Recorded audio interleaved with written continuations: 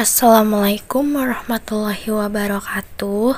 Nama saya Fitriani Kusuma Dewi dengan nomor NIM 1022124 dari kelas K520 AR Universitas Teknologi Digital. Saya ingin mempresentasikan materi komunikasi bisnis untuk memenuhi syarat ETS mata kuliah komunikasi bisnis. Di slide ini ada beberapa poin yang saya akan jelaskan di presentasi ini. Yang pertama ini ada pengertian dari komunikasi bisnis, lalu ada tujuan komunikasi bisnis, bentuk dasarnya, lalu peranan komunikasi dalam proses bisnis, lalu ada kesalahpahaman pada komunikasi bisnis, dan yang terakhir, bagaimana cara memperbaiki komunikasi bisnis. Sebelum mengenal komunikasi bisnis lebih jauh, alangkah baiknya kita mengetahui dulu apa pengertian komunikasi bisnis. Komunikasi bisnis adalah komunikasi yang digunakan dalam dunia bisnis yang mencakup berbagai macam bentuk komunikasi, baik komunikasi yang dilakukan secara verbal maupun non-verbal untuk mencapai tujuan tertentu. Komunikasi bisnis juga bisa diartikan sebagai komunikasi yang terjadi dalam dunia bisnis dalam rangka mencapai tujuan dari bisnis itu sendiri. Istilah bisnis ini dalam konteksnya ini bisa digambarkan sebagai suatu organisasi dalam sebuah perusahaan. Selanjutnya di sini ada 3 tujuan komunikasi dalam bisnis. Yang pertama ini tujuannya untuk memberikan informasi. Memberikan informasinya ini yang berkaitan dengan dunia bisnis kepada pihak yang lainnya. Lalu tujuan yang kedua ini ada memberi persuasi. Memberikan persuasi kepada pihak lain agar apa yang disampaikan dapat dipahami dengan baik dan benar. Hal ini tuh sering dilakukan terutama yang berkaitan dengan penegasan konfirmasi kita, contoh kepada pesanan pelanggan misalnya, atau negosiasi dengan pelanggan agar pihak yang bernegosiasi ini memperoleh manfaat secara bersama-sama tanpa ada yang merasakan dirugikan antara satu pihak. Lalu yang kedua ini melakukan kolaborasi. Kolaborasi ini juga bisa disebut dengan kerjasama bisnis antara seorang pebisnis satu dengan pebisnis lainnya. Melalui jalinan komunikasi bisnis ini, seseorang dapat dengan mudah melakukan kerjasama bisnis. Umpan baliknya ini dari komunikasi bisnis ini berupa feedback sebagai mekanisme kendali untuk mengetahui apakah perilaku komunikasi yang disampaikan oleh komunikator ini telah efektif atau belum untuk mencapai sasarannya. Selanjutnya di slide ini saya akan membahas bentuk dasar komunikasi. Komunikasi itu bisa disampaikan secara verbal maupun non-verbal. Verbal ini bentuk komunikasi yang disampaikan kepada pihak lain melalui tulisan, bisa juga secara lisan. Contohnya ini membaca makalah, lalu membaca surat kabar, mempresentasikan makalah dalam suatu acara seminar. Selanjutnya, di sini ada komunikasi nonverbal. Komunikasi nonverbal ini disebut juga dengan bahasa tubuh atau bahasa isyarat, seperti memahami dalam penggunaan bahasa isyarat, lalu ada ekspresi wajah, gerakan tubuh, sandi, simbol-simbol, warna, dan intonasi suara. Selanjutnya ada peranan komunikasi dalam bisnis. Yang pertama ini ada persepsi. Persepsi ini komunikator harus dapat memprediksi apakah pesan yang disampaikan ini dapat diterima dengan baik atau tidak oleh komunikan. Lalu yang kedua ini ada ketepatan. Ketepatan ini komunikan memiliki kerangka berpikir agar komunikasi yang dilakukan tepat sasaran. Komunikator juga perlu mengekspresikan hal yang ingin disampaikan sesuai dengan kerangka pikir komunikan.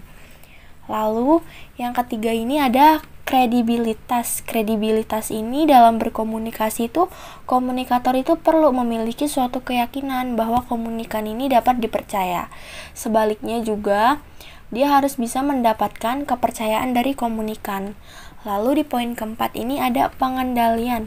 Pengendalian ini dalam komunikasi, komunikan itu harus memberikan umpan balik atau feedback terhadap pesan yang disampaikan. Reaksi ini juga bisa diantisipasi sekaligus dikendalikan oleh komunikatornya, sehingga tidak melenceng dari target komunikasi yang diharapkan. Lalu poin yang terakhir ini ada keharmonisan. Keharmonisan ini komunikator harus selalu baik menjaga hubungan persahabatan yang menyenangkan dengan komunikan. Jadi tidak boleh adanya hubungan yang buruk dengan komunikan karena itu bisa mengganggu peranan komunikasi dalam bisnis. Di sini saya akan menjelaskan kesalahpahaman dalam berkomunikasi. Dalam dunia bisnis, kesalahpahaman dalam berkomunikasi juga mungkin sering banget terjadi. Nah, di sini saya akan mencoba menjelaskan beberapa faktor yang menimbulkan terjadinya kesalahpahaman dalam berkomunikasi. Yang pertama ini masalah dalam mengembangkan pesan. Masalah dalam pengembangan pesan ini dapat terjadi ketika munculnya keraguan-keraguan tentang isi pesan. Lalu juga mungkin kurang terbiasa dengan situasi yang ada atau masih asing dengan audiensnya. Lalu poin yang kedua ini ada masalah dalam menyampaikan pesan. Komunikasi juga dapat terganggu. Contohnya, saya sedang presentasi menggunakan sound system, tapi sound system tersebut ternyata sedikit rusak. Jadi sehingga audiens tidak dapat menerima pesan yang saya sampaikan dengan jelas. Lalu yang ketiga, masalah dalam menerima pesan. Ketika saya mengirim pesan via WhatsApp atau via sosmed lainnya, mungkin ada kendala jaringan sehingga si penerima ini tidak bisa langsung menerima pesan yang saya sampaikan juga dengan jelas. Lalu yang keempat ini adanya masalah dalam menafsirkan pesan. Masalah dalam menafsirkan pesan ini dapat terjadi ketika adanya mungkin perbedaan latar belakang, lalu bahasa, pernyataan emosional. Nah, hal-hal tersebut tuh dapat menimbulkan munculnya kesalahpahaman antara pengirim dan penerima pesan, sehingga akan timbul kesalahan dalam menafsirkan pesan. Nah, selanjutnya di slide ini saya akan membahas memperbaiki kesalahpahaman di dalam komunikasi. Jadi ketika tadi ada beberapa kesalahpahaman dalam komunikasi, kita bisa memperbaikinya dengan cara-cara berikut. Yang pertama ini kita lebih berhati-hati dalam menyampaikan pesan atau informasi kepada seseorang. Yang kedua ini minimalkan gangguan. Seperti yang tadi saya bilang, ketika presentasi mungkin ada sound systemnya, lalu ketika menyampaikan pesan juga mungkin jaringan koneksi di rumah tidak stabil. Nah, kita bisa minimalkan gangguan tersebut sehingga kesalahpahaman ini dapat diperbaiki. Lalu yang ketiga ini mempermudah umpan balik. Jadi ketika kita menyampaikan pesan kepada audiens, kita juga boleh langsung menanyakan apakah pesan yang kita sampaikan sudah jelas. Secara tidak langsung ketika kita bertanya seperti itu juga mempermudah umpan balik kepada diri kita. Sehingga kita bisa tahu apakah pesan yang kita sampaikan ini sudah diterima dengan baik belum ya oleh audiens tersebut. Sebenarnya masih banyak lagi hal-hal yang dapat digunakan dalam memperbaiki kesalahpahaman yang terjadi di dalam komunikasi. Baik, sekian presentasi untuk memenuhi syarat ETS mata kuliah komunikasi bisnis. Sekian presentasi saya akhiri. Kurang lebihnya mohon maaf. Wassalamualaikum warahmatullahi wabarakatuh.